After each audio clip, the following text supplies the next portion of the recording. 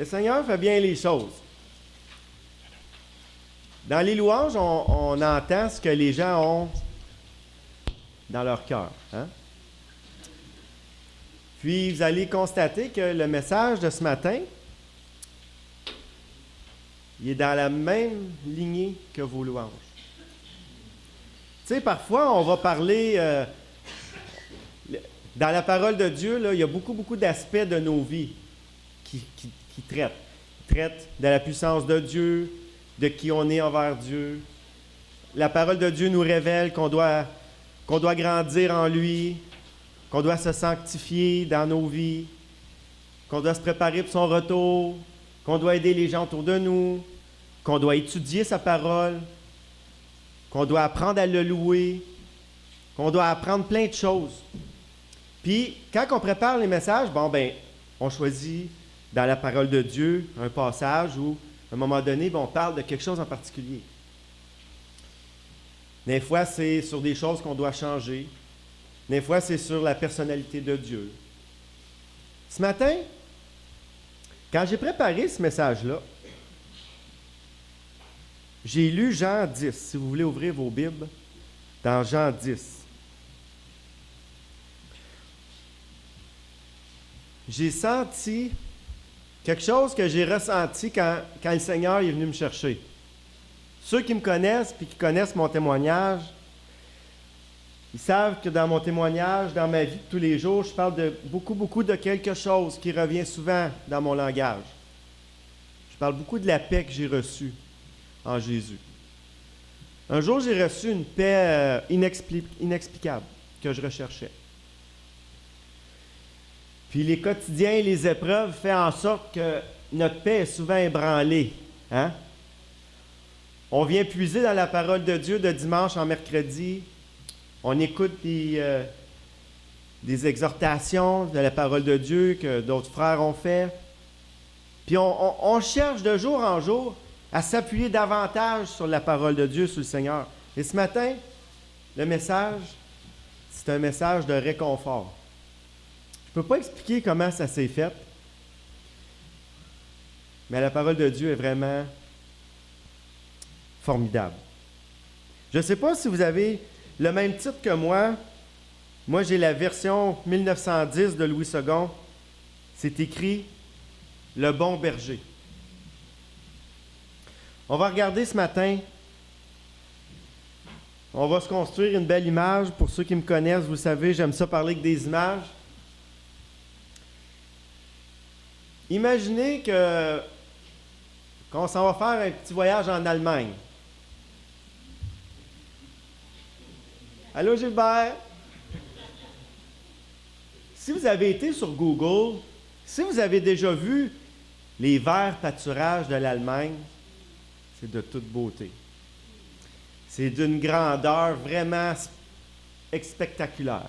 Bon, nous autres aussi, on a ici des beaux champs, là. Mais en Allemagne, ils sont vraiment d'une grandeur, d'une hauteur vraiment extraordinaire. Imaginez-vous, OK, un grand pâturage, immense, OK, avec de l'herbe verte. Imaginez-vous une belle petite clôture qui délimite un gigantesque pâturage. Pas un petit enclos là, de 30 par 40. Là. Imaginez-vous, vous regardez un champ là, immense. Là. Puis dans ce champ-là, il y a des belles petites brebis. Toutes paisibles. Qui se nourrissent. Puis là, imaginez-vous le berger qui est là, qui est en train de réparer un coin de clôture, qui est en train de panser une patte de brebis, qui est en train de racler un coin du terrain pour semer, parce qu'à cet endroit-là, il est endommagé. Il prend soin que la nourriture soit abondante. Il répare, il prend soin de la porte pour rentrer et sortir. Il donne de l'eau à ses brebis. Voyez-vous, là, dans votre tête, là, imaginez-vous là, ce grand champ vert avec ces belles petites brebis-là, la belle clôture, le berger humblement qui prend soin de ses brebis jour après jour. On va prendre cette image-là et on va la travailler aujourd'hui. On va même s'identifier dans cette image-là. Je vais vous lire les versets 1 à 18. En vérité, je vous le dis, celui qui n'entre pas par la porte dans la bergerie, mais qui y monte par ailleurs, est un voleur, est un brigand. Mais celui qui entre par la porte, c'est le berger. Hein, le berger, là, il ne saute pas par-dessus la clôture pour entrer dans son pâturage. C'est lui qui a construit la porte. C'est lui qui a pris soin du mécanisme pour la fermer. Il rouvre la porte, il rentre par la porte et il referme la porte. Le portier lui ouvre, les brebis entendent sa voix. Il appelle par leur nom les brebis, qu'ils lui appartiennent, et il les conduit dehors. Ils ne sont pas prisonniers là, dans le pâturage, les brebis. Ils vont même dehors avec le berger. Lorsqu'il les fait sortir, toutes ses propres brebis, il marche devant elles. Il prépare quoi? Il prépare le chemin. Les brebis le suivent parce qu'elles le connaissent sa voix. Les brebis, elles ne suivront point un étranger, mais elles fuiront loin de lui parce qu'elles ne connaissent point la voix de l'étranger. Ah, c'est intéressant. Jésus leur dit cette parabole. Bon, là, Jésus parle en parabole. Mais ils ne comprirent pas de quoi il leur parlait. Là, on sait que Jésus, en ce moment, là, quand il dit ça, il parle à ses disciples. Jésus leur dit encore, en vérité, je vous le dis, je suis la porte des brebis. Tous ceux qui sont venus avant moi sont des voleurs, des brigands, mais les brebis ne l'ont point écouté. Je suis la porte. Il répète encore. Si quelqu'un entre par moi, il sera sauvé. Il entrera et il sortira, et il trouvera des verts pâturages. Est-ce qu'on voit quelqu'un qui est prisonnier ici? Il entrera et il sortira. Merveilleux, hein? Le voleur ne vient que pour dérober, égorger, détruire. Et moi, je suis venu afin que les brebis aient la vie et qu'elle l'ait en abondance. Qu'elle soit dans l'abondance. Je suis le bon berger. Écoutez, c'est Jésus qui parle là. Le bon berger donne sa vie pour ses brebis. Le mercenaire, qui n'est pas le berger et qui n'appartient pas les brebis, vient, voit venir le loup, abandonne les brebis, prend la fuite, et le loup ravi et les disperse. Le mercenaire s'enfuit parce qu'il est mercenaire, parce qu'il ne se met point en peine des brebis. Lui attend la paye. Je suis le bon berger, Jésus dit. Je connais mes brebis et elles me connaissent, comme le Père me connaît et comme je connais le Père. Et je donne ma vie pour mes brebis. J'ai encore d'autres brebis qui ne sont pas dans cette bergerie. Celles-là, il faut que je les amène. Elles entendront ma voix, et il y aura un seul troupeau, un seul berger. Le Père m'aime parce que je donne ma vie et je la reprends. Personne ne me l'ôte, mais je la donne de moi-même. J'ai le pouvoir de la donner, j'ai le pouvoir de la reprendre. Tel est l'ordre que j'ai reçu de mon Père. Hey, c'est un beau texte, hein, ce matin? Êtes-vous conscient de l'information qu'il y a dans ce magnifique passage-là? Hey, on va regarder ça ensemble ce matin. Sachons que, premièrement, Dieu permet que son peuple soit bien gardé, bien protégé par une protection surnaturelle divine qui vient de Dieu. Il nous rassure qu'il est le bon berger. Il est très important. Il n'y en a pas 2, 3, puis 4. Il y en a un, puis c'est Jésus. Je ne sais pas si vous avez vu, mais moi, là, j'ai vu plein d'images en lisant ce texte-là.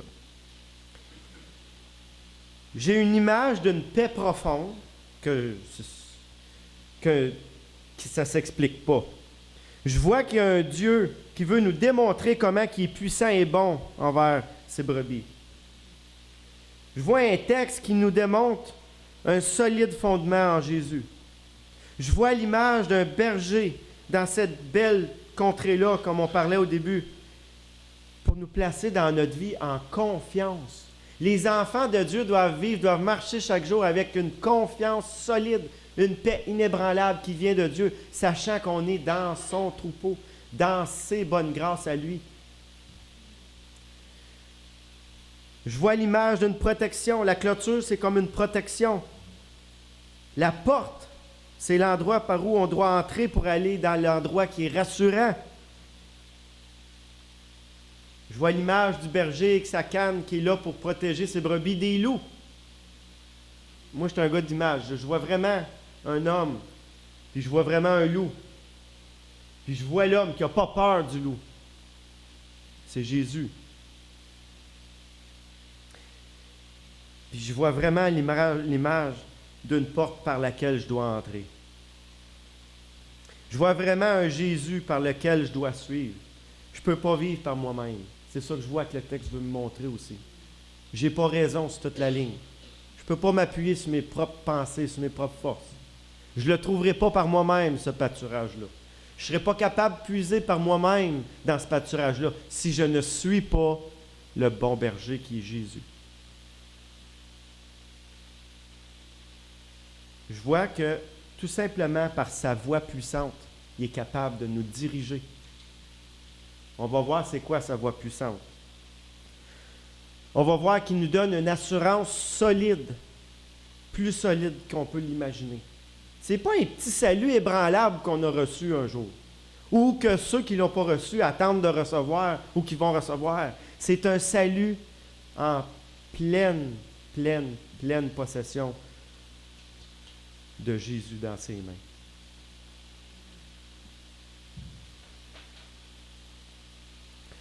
Bon, je vous ai exposé à peu près comme 10 images ce matin. Mais on va en regarder 4, parce que j'ai pas grand temps, hein? J'ai une demi-heure, là. Il me reste une demi-heure, là. Les 4 images que je vous propose ce matin dans le texte qu'on a vu. Premièrement, je vois l'image d'un berger puissant. Pas juste un berger, là. Parce que souvent, les gens du monde, là, quand ils pensent à un farmer, là, aujourd'hui, un berger, là, ils pensent à un vieux bonhomme courbé, penché, qui a de la misère à faire son ouvrage. Mais moi, quand je regarde la parole de Dieu, je vois un berger très puissant.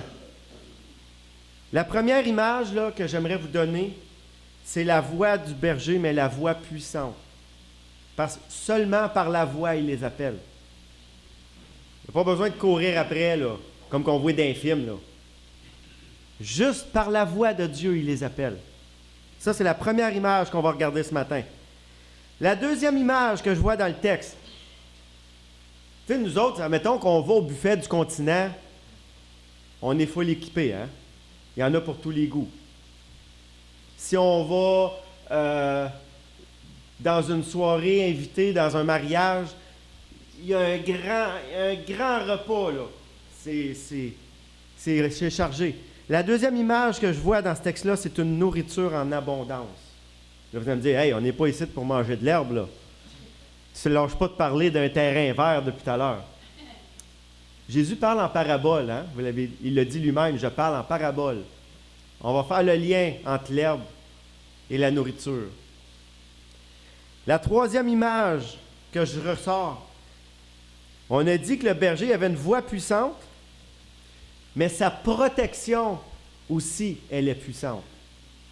Pas juste sa voix pour nous appeler, sa force pour nous protéger. Personne ne peut nous ravir de sa main. Puis la quatrième image que je vois dans ce texte-là, puis je le vois partout quand je lis, c'est son amour pour nous autres. Ce matin, on va exposer juste ces 4-là pour ce matin. Ça va être plus cassé. La voix puissante du berger qu'on retrouve dans les versets 3 à 5. Je vous lis les versets 3 à 5 pour se remettre dans le contexte. Le portier lui ouvre et les brebis entendent sa voix. Il les appelle par leur nom les brebis qui lui appartiennent, il les conduit dehors, il les fait sortir, toutes ses propres brebis. Il marche devant elles, les brebis le suivent parce qu'elles connaissent sa voix. Elles ne suivront point l'étranger, elles fuiront loin de lui parce qu'elles ne connaissent pas la voix de l'étranger. Comment qu'on peut expliquer ce passage-là? Pourquoi que je vois l'image d'un berger qui a une voix puissante? Lorsqu'on dit que Dieu est tout-puissant, on peut parler les attributs de Dieu, sa toute-puissance, là, à plein de niveaux. Ce matin, on regarde juste au niveau de sa voix. Juste au niveau de la voix du Seigneur, comment il est puissant. Premièrement, prenons conscience que le but du texte est de donner l'assurance à ses enfants qui vont entendre la voix du Seigneur. C'est la première chose importante dans nos vies. Parce que comment un jour on a connu le Seigneur? Parce que la puissance de sa voix a rentré jusqu'à notre cœur. Il n'est pas apparu devant nous autres. Il n'est pas venu nous dire « Carl, je te prends par la main, physiquement. » Non, il nous a juste appelés par sa parole. La parole qui était où? Sûrement, celui qui vous a un jour témoigné, il n'avait sûrement pas la Bible dans les mains. Était où la Bible? Dans son cœur. C'est ça qui est merveilleux. La voix de Dieu prend place dans notre cœur et elle est assez puissante que seulement par sa voix, on peut connaître le Seigneur. Puis en plus de le connaître, elle est assez puissante pour qu'on le suive. C'est quelque chose. Il souligne par le fait même la capacité de ses brebis à discerner la bonne voix de Jésus et de l'étranger. Tu n'as pas besoin des cours théologiques de 3 ans pour connaître ton Sauveur. Tu as juste besoin de l'avoir reçu dans ton cœur. Puis il va te donner le discernement de bien comprendre, de bien connaître sa parole. Les enfants de Dieu vont le savoir si ce qu'ils entendent, ça vient de Dieu ou ça ne vient pas de Dieu. Jésus le dit, il le donne, le discernement. Puis cette puissance-là nous est donnée seulement par la parole. Est-ce que c'est merveilleux? L'image de la puissance de Dieu dans ce texte-là? Que Dieu ne fait qu'appeler et les brebis viennent, que les brebis connaissent la voix, puis que les brebis la suivent. Et que les brebis, la petite brebis, elle a assez de discernement pour suivre le bon. On a cette assurance-là dans le texte. C'est une puissance, la parole de Dieu. Ce n'est pas juste des simples mots qui passent dans nos cœurs sans faire d'effet. Ça nous procure une assurance, une paix profonde. Ça, c'est juste la puissance de sa voix là, qu'on voit dans le texte. La deuxième image, c'est dans les versets 9 et 10, c'est la nourriture en abondance. Je suis la porte. Si quelqu'un entre par moi, il sera sauvé. Il entrera et il sortira. Il trouvera quoi? Des pâturages. Des pâturages. De la nourriture en abondance, fraîche. Le voleur ne vient que pour dérober, égorger, détruire. Mais moi, je suis venu afin que mes brebis aient la vie et qu'elles soient dans l'abondance. La vie, on la retrouve dans la parole de Dieu. La vie éternelle avec Jésus. Puis c'est pas une petite vie plate. C'est une vie en abondance dans les bonnes grâces de Dieu. La parole de Dieu, la Bible, c'est un livre rempli de nourriture. C'est un vert pâturage pour nous autres. C'est pas juste un livre. Il ne faut pas le voir juste comme un livre. Il faut le voir comme une nourriture qui est bonne pour l'esprit, notre esprit, qui est bonne pour notre vie qui a commencé un jour avec Jésus et qui va pas se terminer, elle ne se terminera jamais, qui va se prolonger dans l'éternité. C'est ça que le texte nous dit. Il donne la vie en abondance, donne la vie éternelle. Comme on vient de voir que la voix de Dieu, elle est tout-puissante, on doit aussi croire à la puissance de la nourriture. Parce que nous, on ne la mange pas textuellement, OK? Essayez pas de manger votre Bible, là. OK? Vous ne serez pas bien nourris, OK? Ici, quand Jésus dit qu'il parle en parabole, comme on a vu tantôt, c'est parce qu'il fait une comparaison avec quelque chose de concret qu'on connaît pour nous faire comprendre quelque chose de spirituel. La parole de Dieu, elle est nourrissante. Parce que si je vous dirais qu'il faut manger de l'herbe, vous allez me dire, ouais, on ne sera pas fort après une semaine, hein? La parole de Dieu, là, c'est une nourriture remplie de vitamines. Elle est là pour nous faire grandir en puissance, en maturité, en amour, en sagesse. Croyons-nous que la parole, elle est remplie de nourriture pour nous autres? Oui, elle est là pour nous corriger. Oui, elle est là pour nous instruire. Oui, elle est là pour nous faire connaître notre Seigneur. Mais elle est aussi là pour nous nourrir, pour nous faire grandir. Pour pas qu'on reste ignorant du plan de Dieu. Pour pas qu'on reste ignorant de comment on doit vivre dans un monde difficile. Croyons-nous que quand on va puiser dans la Bible, on y retrouve tout ce dont on a besoin? Ou on a encore un vide? Il faut faire l'exercice de mémoire.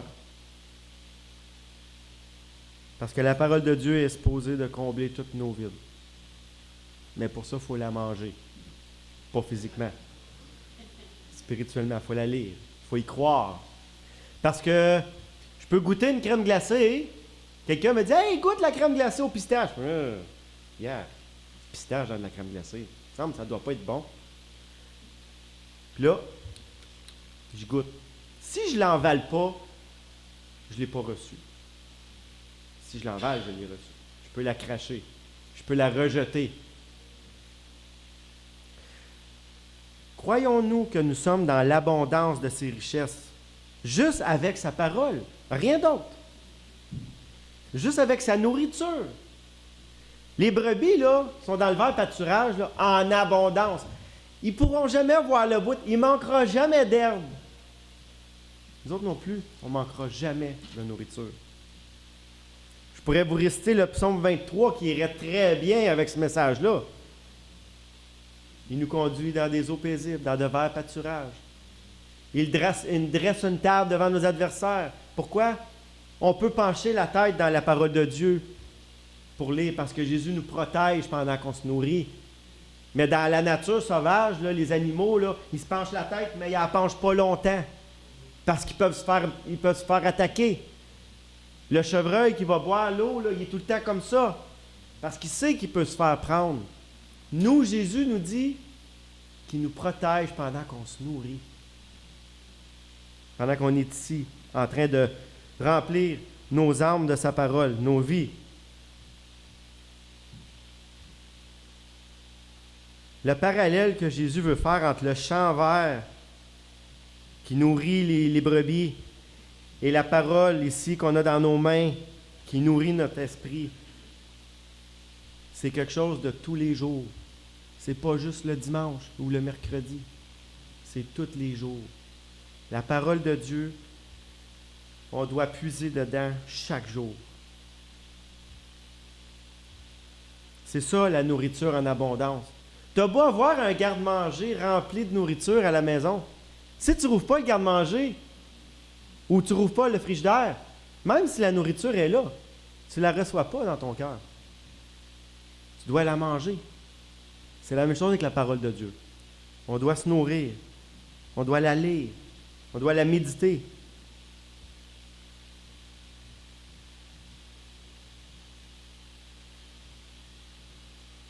Quand on se place devant ce texte merveilleux-là, on voit des choses merveilleuses. Mais ça vient avec la foi et la confiance. Parce que on prend une image physique pour démontrer des brebis qui sont physiquement dans le champ. Nous, c'est seulement par la parole de Dieu. C'est là que la foi vient entrer en ligne de compte. La nourriture abondante à laquelle Dieu nous donne, je peux peux le préparer, le repas, pour vous autres, là, comme je fais à matin. Là. Tout ce que j'ai préparé, là, je l'ai préparé. Je l'ai apprêté. Je vous l'offre dans une assiette. Mais si vous repoussez l'assiette, vous ne l'avez pas mangé. C'est la même chose.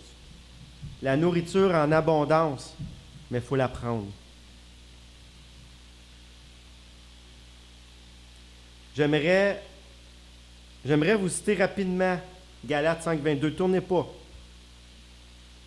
Dans la nourriture, dans la parole de Dieu, on va trouver quelque chose qui va faire grandir notre amour envers les autres. Puis des fois, ça peut être envers nous-mêmes.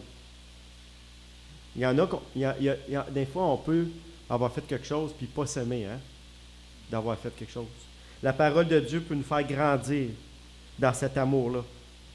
La parole de Dieu peut accroître notre joie. Notre joie n'est pas supposée de diminuer quand on connaît le Seigneur. On est dans un vert pâturage, dans une protection, dans une nourriture abondante. Le Seigneur nous appelle seulement par sa voix forte. On peut aller puiser, augmenter notre paix. La paix qui est probablement la chose la plus ébranlée aujourd'hui dans nos vies.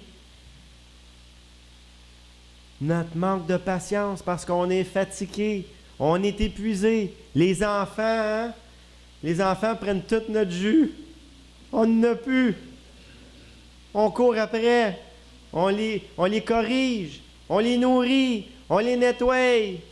On les réconforte. On les chicane. On est fatigué. À un moment donné, la patience, elle... Mais qu'est-ce qui arrive si on lit la parole de Dieu? Est-ce qu'on croit que notre patience va remonter? Ben oui! La bonté. Est-ce qu'on veut devenir de plus en plus bon dans le monde? Digne d'être des enfants de Dieu? Comme les fruits de l'esprit de Galates 5,22. Ben oui, mais comment faire? Puiser dans la nourriture abondante. Être bienveillant les uns envers les autres. Prendre soin de notre petite sœur qui a traversé une période difficile. La bienveillance, c'est ça. C'est voir un petit peu plus loin que nous. Laisser le Seigneur s'occuper de nous, prendre soin de l'autre. Puis le Seigneur va nous prendre soin de nous autres. C'est ça la bienveillance. Mais ça, si tu ne viens pas puiser dans la parole de Dieu, si tu ne viens pas lire, si tu ne viens pas te nourrir dans cette abondance de nourriture-là, sûrement tu ne seras pas capable d'être comme ça. Quand tu es fâché et tu veux expliquer quelque chose à quelqu'un, puis que tu manques de douceur, pourquoi? La parole de Dieu, si tu viens te nourrir, elle va te la donner, la douceur. Parce que tu vas voir les traits de caractère de Jésus. Tu vas voir le berger, comment doux il est. Puis le dernier, non le moindre, la fameuse maîtrise de soi. Celle qu'on a le plus de misère. Mais tout ça, c'est en lisant, en apprenant à connaître Jésus de jour en jour, se sanctifier dans la parole de Dieu, maturer, grandir. Voyez-vous l'image abondante que Jésus parle ici quand il parle de vert pâturage? C'est pas de l'herbe là, qu'on mange. Là. C'est des minéraux, c'est de la vitamine pour notre esprit. C'est comme ça qu'on va grandir. Ensuite, la troisième image, la protection. Puis pas juste une protection. Combien qu'il y en a qui ont des accidents d'auto, pas des grosses, là, mais le char il est scrappé, puis on dit, mais airbags, ils n'ont même pas ouvert. Ben non, le sensor, il t'a pas plugué. Sa chaîne de montage, ils ont oublié de plugger le sensor. Hey, belle protection, hein? Croyez-vous que le Seigneur vous protège? Pour le vrai, là, pour le vrai. Dans le texte ici, il nous montre l'image puissante, protectrice de Jésus. Le voleur vient pour dérober, égorger, détruire. Au verset 10 à 14. « Je suis venu afin que mes brebis aient la vie. » S'il dit que ses brebis vont avoir la vie, y a-t-il du danger qu'on la perde? Protection surnaturelle, parfaite. Qu'elle soit dans l'abondance de cette protection-là. Je suis le bon berger. Je donne ma vie pour mes brebis. La fin du verset 14. Je connais mes brebis et elles me connaissent. Explication. Quel genre de protection qu'on pourrait dire que Jésus nous offre ici? Tu vas dire, Carl, explique-moi c'est quoi la protection. Vous allez dire, ça doit être la clôture qu'il met autour de nous autres. Oui, il met une protection. Mais la première protection que je vois, là, c'est celle de perdre la vie.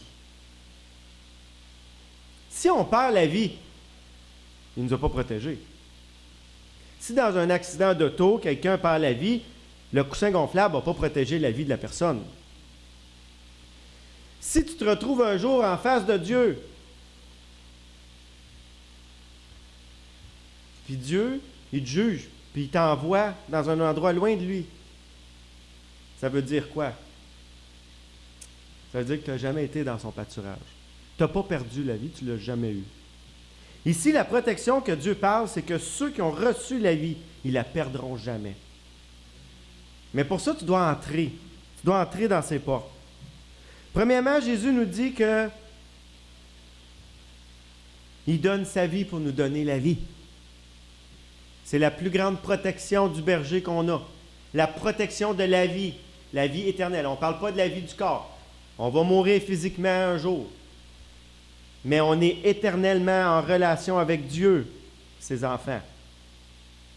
Puis tantôt, je vais bien expliquer la différence entre les enfants et les pas-enfants de Dieu. Je m'exprime bien, hein? Je fais exprès parce que je sais qu'on parle comme ça ici. Si je vais trop parfait dans mes choses, ça ne va pas chercher tout le monde. On est au Québec, en Outaouais, on parle comme ça. La première protection soulevée, c'est celle de la mort. OK? Vous avez bien compris où je voulais aller avec la protection, la puissante protection. On ne peut pas perdre notre vie qu'il nous a donnée. Ensuite, il dit qu'il nous protège des loups. Combien de fois j'entends dire « ça prend du discernement, ça prend du discernement, ça prend du discernement ». Jésus, en nous donnant la vie, en prenant place dans notre cœur, il nous le donne, le discernement. Il dit que ses brebis entendent sa voix puis ils le suivent. C'est une protection. Le discernement qu'on reçoit, c'est une protection. Dieu la donne. Lorsqu'on aime Jésus, lorsqu'on aime comme Jésus aime, OK? Aimer comme Jésus aime,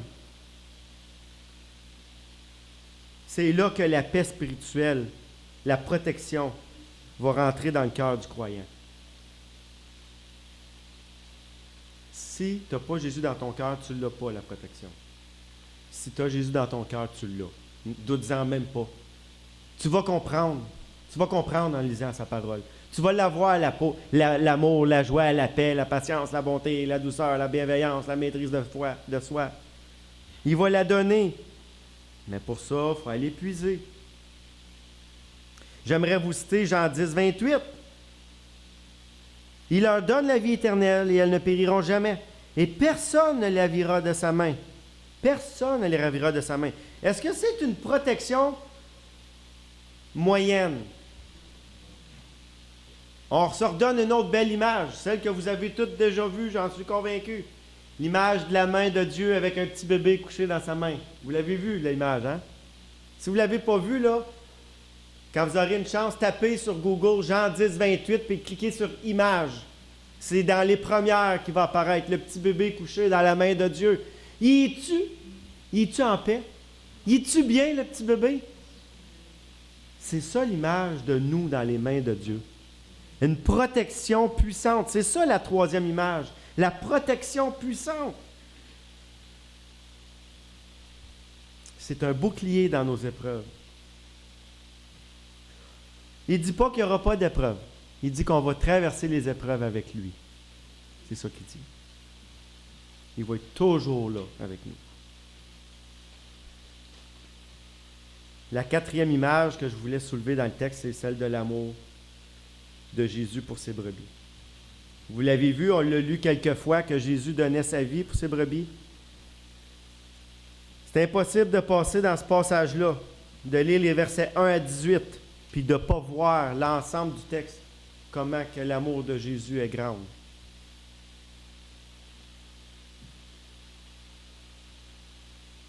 Il appelle ses brebis. Il leur donne un pâturage, une protection, puis une vie éternelle. C'est ça les 4 belles images qu'on voit ce matin. J'aimerais ça vous faire imaginer un cœur comme celui de Jésus qui aime. Mais on ne peut pas se l'imaginer, c'est infiniment grand. Fait qu'essayez de vous imaginer le plus grand cœur. Jésus a un amour insondable, incompréhensible. Mourir pour des gens qui ne méritent pas de recevoir la grâce de Dieu. Mais il le fait.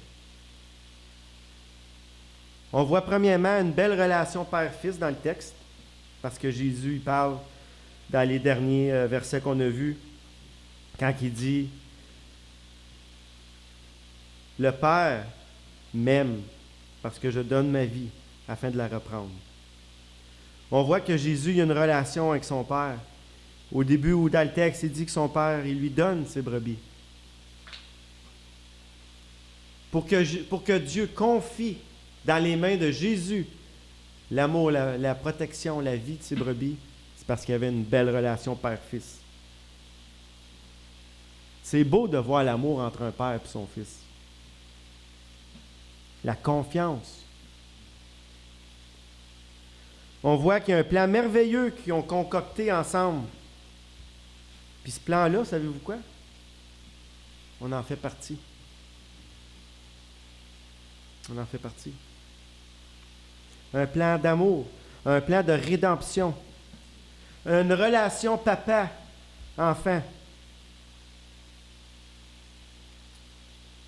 Mais pour ça, il a fallu qu'il aille à la croix pour nous autres. Il a fallu qu'il meure pour nous autres. Il a fallu qu'il souffre pour nous autres. Il a fallu qu'il quitte son trône, qu'il quitte sa gloire pour nous donner un espoir de vie. Pour venir rattacher le lien qui nous séparait de Dieu. Celui qui était brisé à cause du péché. Quand on dit aimer Christ comme aimer l'Église, vous entendez souvent ça, vous le lisez dans la parole. Il fait référence qu'il est mort pour l'Église. Il est mort pour nous autres. Mais il n'est pas juste mort, il est ressuscité. Aujourd'hui, en 2024, Jésus appelle encore la population à se repentir. Comme avec Jonas à Ninive. Comme avec tous les autres exemples qu'on peut trouver dans la parole de Dieu, quand on lit Chroniques 7,14, que le roi Salomon a écrit, David ou Salomon dans les Chroniques, quand il dit « Si mon peuple s'humilie, s'éloigne, cherche ma face », plein de belles choses. Encore en 2024, c'est d'actualité. La repentance, le pardon des péchés, la vie éternelle en le Seigneur Jésus. On ne trouvera jamais plus grand que ça. Vous pouvez chercher tant que vous voulez, vous ne trouverez jamais un plus grand pâturage que celui que Jésus nous offre. Vous ne trouverez jamais une plus grande relation intime avec Dieu.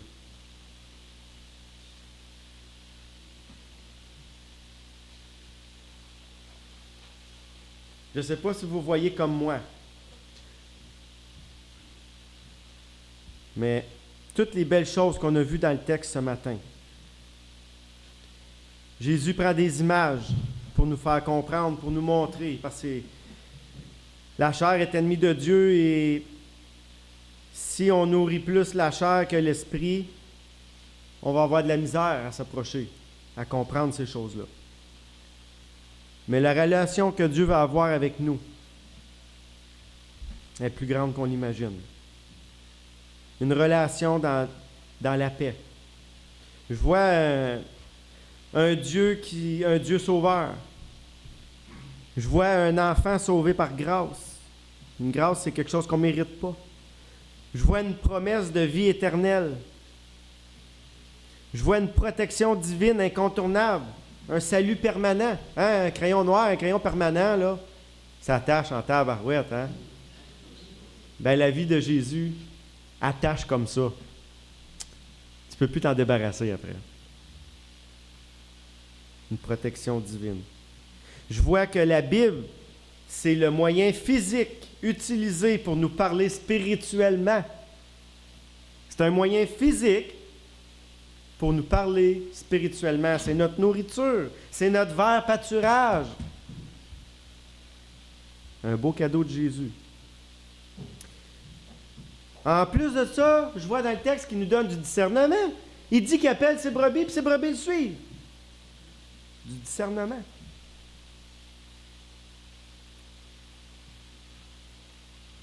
Un amour. Parfait.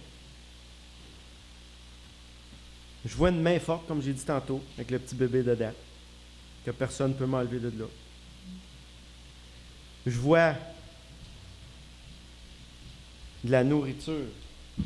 Moi, ça, c'est une des choses quand on s'est mariés, moi et Vicky, quand on a emménagé ensemble pour la première fois. Savez-vous comment ça m'a coûté, ma première épicerie? Au-dessus de 1000$. Vicky a dit, t'es malade. Elle a dit, arrête. Il y avait de la nourriture partout. Écoute, notre garde-manger, là, il ne fournissait plus. Elle disait, voyons, on ne sait plus où mettre la bouffe. On en mettait avec les casseroles, on en mettait un petit peu en haut des armoires. J'avais donc peur de manquer de nourriture. Elle dit, j'ai jamais vu ça. Elle dit, je comprends pas. Le frigidaire était tellement plein que tu ne pouvais rien prendre dedans à part la première rangée en avant.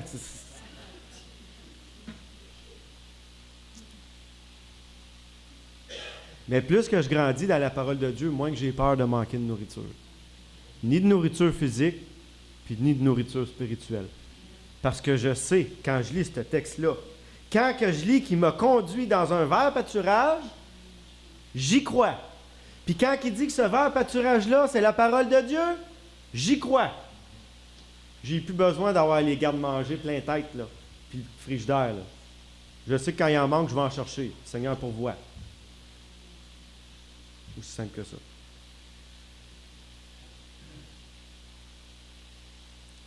Je suis conscient que je vis déjà en ce moment pour l'éternité, là. Je suis déjà un être éternel. Je sais que ma séparation avec Dieu, elle n'arrêtera jamais. Je vois ça dans le texte. J'y crois, puis j'y pense, puis je me le remémore jour après jour. Alors, je vous le dis, c'est pas facile, la vie. La patience, la fatigue, la maîtrise de soi, la douceur. Souvent, il en reste pas gros dans le pot. Puis là, quand je m'assis, je commence à regarder le caractère de mon Sauveur, sa douceur, son amour, sa joie, sa paix, sa puissance, sa protection. Puis j'écoute sa voix. Ça fait toute son œuvre en dedans de moi-même. Puis c'est ça que je voulais vous partager ce matin. Je voulais que vous soyez capables, en lisant ce texte-là, qu'on vous avez tous lu sûrement plusieurs fois, que vous soyez capables de voir au moins ces 4 choses-là. Puis que vous soyez capable, quand vous allez parler avec quelqu'un qui ne connaît pas Dieu, d'avoir ce caractère-là, puis d'avoir cette assurance-là quand vous allez parler. Cet amour-là. Parce que moi, c'est la paix de M. Godin qui m'a conduit au Seigneur. Le Seigneur a utilisé M. Godin et Mme Godin avec la paix. C'est la chose qui m'a attiré. C'était le leurre au bout de la ligne à pêche. C'est ça que je voyais, la paix, puis je me suis fait prendre. Je me suis fait prendre là. Ils m'ont puisé. Le Seigneur m'a puisé comme ça. Puis je veux avoir cette paix-là dans ma vie, tellement grande, tellement forte, que les autres autour vont la vouloir, eux autres aussi. Je veux qu'ils soient jaloux. Puis quand je lis ce texte-là, ça me gonfle. C'est ça que je ressens. J'exhorte quiconque, en ce moment, qui ne connaît pas Jésus comme son Seigneur et Sauveur et Maître, à le chercher, à le trouver. J'exhorte quiconque de ces gens-là à se repentir sincèrement, demander pardon pour recevoir la vie éternelle et le pardon des péchés. Et ensuite, pour nous, les enfants de Dieu, ceux qui sont déjà sauvés, Je vous exhorte à puiser dans la parole de Dieu, qui est la source de toute bénédiction, pour être fort, inébranlable dans l'œuvre de Dieu. On a un travail à faire. Mais ça ne devrait pas être un travail, un fardeau. Ça devrait être une joie de pouvoir servir le Seigneur par nos vies. Montrer aux gens que le pardon, ça existe pour vrai. Que oui, c'est plus fort, plus puissant que tout. Mais pour ça, il faut avoir la paix dans nos vies. Il faut avoir la protection. Il faut entendre la voix de Dieu. Si vous n'entendez jamais la voix de Dieu quand vous lisez la Bible, vous êtes toujours vide. Je veux vous le dire, vous ne l'avez pas. Venez voir quelqu'un qui connaît bien le Seigneur. Venez parler, venez vous confier. Il va tout bien être capable de déceler qu'est-ce qui vous empêche de l'avoir, cette paix-là. Souvent, c'est soit l'orgueil, le manque de foi. Mais ça, là, Dieu est plus puissant que ça. Ça s'écrase. Ça s'enlève. Le Seigneur Jésus, il a une puissance. C'est ça quand on dit sa parole. Puis si nous autres, on est là à convaincre les gens qui peuvent être libérés, qui peuvent recevoir ça, on a un grand privilège que Dieu nous donne de participer à son œuvre. J'espère ce matin qu'en lisant Jean 10, de 1 à 18, ça vous donne un outil dans les mains. Tu sais, on dit tout le temps, hein, quand les gens ne connaissent pas Jésus, on les encourage à lire Jean. Hein? Oui, le Nouveau Testament, mais on va leur dire, commence avec Jean. Pourquoi? Le voyez-vous ce matin, pourquoi? Puis même pour un enfant de Dieu qui a 30 ans, 40 ans de vie chrétienne, d'aller puiser dans cette source de joie et de paix-là, de se le rappeler de la protection importante, de se le rappeler qu'on a du discernement pour entendre sa voix, de se le rappeler qu'il nous protège des loups, de se le rappeler qu'on va être avec lui pour l'éternité. Ça, là, ça devrait nous donner tout ce qu'on a de besoin pour vivre chaque jour, pour briller chaque jour dans le monde. On n'est pas ici pour nous autres. Mais non, on n'est pas ici pour nous autres. Nous autres, on est sauvés, on est dans les grâces, dans les voies de Dieu, dans sa protection. On est là pour la donner, la répandre, hein? La semence. J'espère que je vous ai encouragé ce matin à ne jamais vous lasser d'aller puiser dans sa parole. J'espère que je vous ai encouragé que vous savez que vous êtes dans sa protection, ses enfants, puis que ceux qui ne le sont pas peuvent le devenir. J'espère que j'ai ouvert la porte assez grande à quiconque qui va entendre le message un jour sur YouTube, qui va sentir la paix que la parole de Dieu fait dans la vie de quelqu'un. La joie, l'amour, c'est pas rien. Ça donne quoi d'avoir le plus beau matériel si tu n'as pas l'amour et la paix dans ton cœur? Ça donne pas grand-chose. Puis en plus de l'avoir, on l'a tellement fort qu'on peut en donner et elle ne diminuera jamais. C'est ça la source. C'est ça le vert pâturage qui est la parole de Dieu. J'inviterai Jean-Pierre pour terminer avec notre dernier chant.